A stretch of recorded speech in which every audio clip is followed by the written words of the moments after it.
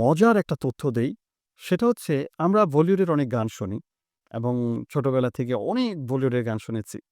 আপনারা কি জানেন যে ওইসব বলিউডের গান যেগুলো ৯০ দশকে খুবই জনপ্রিয়তা পেয়েছিল, সেই জনপ্রিয় গানগুলোর অধিকাংশ গানই ছিল কপি করা, অর্থাৎ নকল করা।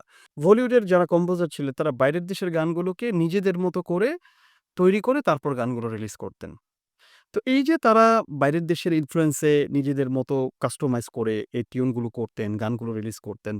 আপনি YouTube এ এরকম শত, শত ভিডিও পাবেন যে ভিডিওগুলোতে ধরে দেওয়া হইছে যে কোন গানগুলো থেকে কোন গানগুলো কপি করা হইছে। এবং আমি অবাক হয়েছি এত সুন্দর, সুন্দর গান আমরা যেগুলো শুনতাম বলিউডে সেই ৯০ দশকে আমাদের ছোটবেলায়। তার অনেক গানই দেখলাম যে কপি। অনেক গানই দেখা যায় যে অনুপ্রাণিত হয়ে করা এবং হুবহুব মেরে দেওয়া হইছে কিছু, কিছু গান। মানে ৪ মাত্রা, ৮ মাত্রা এরকম হুবহুব মেরে দেওয়া হইছে।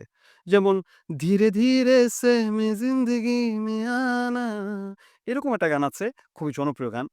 এই গানটাও আমি শুনলাম যে এই গানটা নাকি কপি। তারপর মুক্কালা মুকা লালা ও লাইলা এই গানটাও নাকি ইনফ্লুয়েন্স করা। এই গানটাও নাকি ইয়ে করা, টিউন করা অন্য জায়গা থেকে। এই যে সুন্দর, সুন্দর গানগুলো আছে আমি শুধু ২-১ টা উদাহরণ দিলাম। যে এই গানগুলো বাইরের দেশের গান থেকে বলিউডের যারা ডিরেক্টর ছিলেন তারা ওই গানগুলো কপি মারতেন। এবং সেখান থেকে ইন্সপিরেশন হয়ে এটাকে ইন্সপিরেশন বলে, কপি বলে না। কারণ ৪ মাত্রা ৮ মাত্রা থেকে গানটা নিয়ে নিজেদের মতো করে করাটা আসলে এটা আসলে কেউ কপি বলে, কেউ অনুপ্রেরণা বলে। আমি খুব অবাক হয়েছি যে বলিউডের মতো একটা জায়গাতেও কিন্তু কপি পেস্ট চলে। এছাড়া কিন্তু কলকাতার গানও শুনেছি যেগুলোর সাথে বাইরের অনেক গানের কিছুটা মিল পাওয়া যায়। যারা মিউজিক করেন তারা আসলে অনেক সময় যখন সুরের অভাবে ভোগেন। আর একটা বিষয় আরেকটা কথা বলি, সুরের অভাব তো একটা আছে। আরেকটা বিষয় বলি সেটা হচ্ছে পৃথিবীর যত সুর আছে, এটা আমার অভিমত আরকি। পৃথিবীর যত সুর আছে সব সুর কিন্তু হয়ে গেছে অলরেডি। অর্থাৎ পৃথিবীর যত রাগ আছে, সব রাগ সৃষ্টি হয়ে গেছে। তো রাগ থেকেই তো একটা গানের সৃষ্টি কিংবা বিভিন্ন স্বরলিপির সৃষ্টি। সো রাগগুলা থেকে যখন আমরা গান বানাই তাহলে কোনো না কোনো গানের সাথে মিলে যেতেই পারে। আর আমরা যখন মিউজিক করি আমরা ৭ টা স্বরের বাইরে তো আর যাইতে পারি না। তো আমরা যদি ওই ৭ টা স্বরের বাইরে না যাইতে পারি, তাহলে তো একটা বিষয় মিলে যেতেই পারে অনেক ক্ষেত্রে। কারণ ৭ টা স্বরের বাইরে যেহেতু আমরা যেতে পারব না, আর ৭ টা স্বরের ভিতরেই যেহেতু আমাদেরকে সবকিছু বাজাইতে হবে, তাহলে সেটা তো মিলে যেতে পারেই। তো এই থিওরিটা বলিউডে আসলে খুব বেশি আমার মনে হয় যে অ্যাপ্রুভাল যে ৭ টা স্বরের ভিতরে যদি আমাদের সকল টিউন করতে হবে, সকল মিউজিক করতে হবে, তাহলে তো ৪ মাত্রা ৮ মাত্রা মিলে গেলে কোনো প্রবলেম নেই।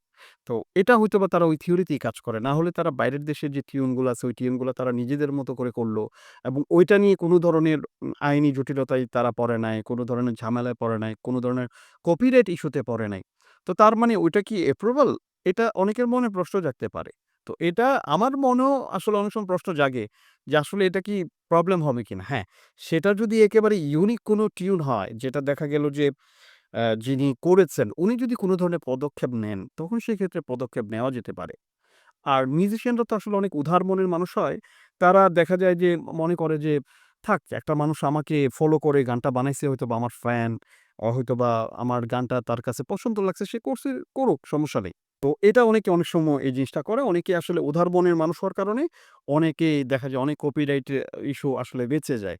আর একটা জিনিস যদি একেবারে হুবহুব গান, ধরেন পুরো গানটাই মেরে দিল, ৫ মিনিটের পুরো গানই হুবহুব মেরে দিল, তখন তো এটা ক্রিমিনাল অফেন্স হবে এবং সে দেখা যায় যে এটার উপরে আইনিভাবে আইনি জটিলতা যে কেউ পড়তে পারে। যদি ২ মাত্রা, ৪ মাত্রা, ৮ মাত্রা মিলে যায় তখন হয়তোবা ওইটা নিয়ে কেউ মাথা ঘামায় না। কিন্তু যখন এটা ১৬ মাত্রা মিলে যাবে কিংবা পুরো গানটাই মিলে যাবে তখন তো এটা নিয়ে যে কেউ তখন এটা নিয়ে আসলে আইনিভাবে পদক্ষেপ নিতেই পারে। তো এই বিষয়টা আপনাদের সাথে শেয়ার করলাম যে বলিউডের অনেক গানই আসলে অনুপ্রাণিত হয়ে করা বিভিন্ন বাইরের দেশের মিউজিক থেকে।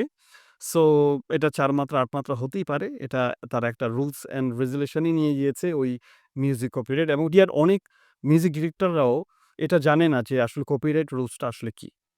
এবং একটা নামকরা মিউজিক ডিরেক্টরকে প্রশ্ন করা হয়েছিল বলিউডের যে, "আপনি কপিরাইটের বিষয়টা কি জানেন? যে আপনারা যে ধুমায় গান করতেছেন?"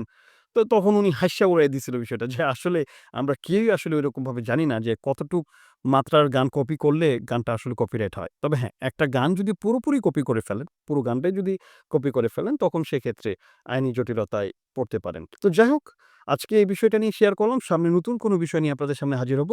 সে পর্যন্ত সবাই ভালো থাকুন, সুস্থ থাকুন। আজকের মতো বিদায়। আল্লাহ হাফেজ।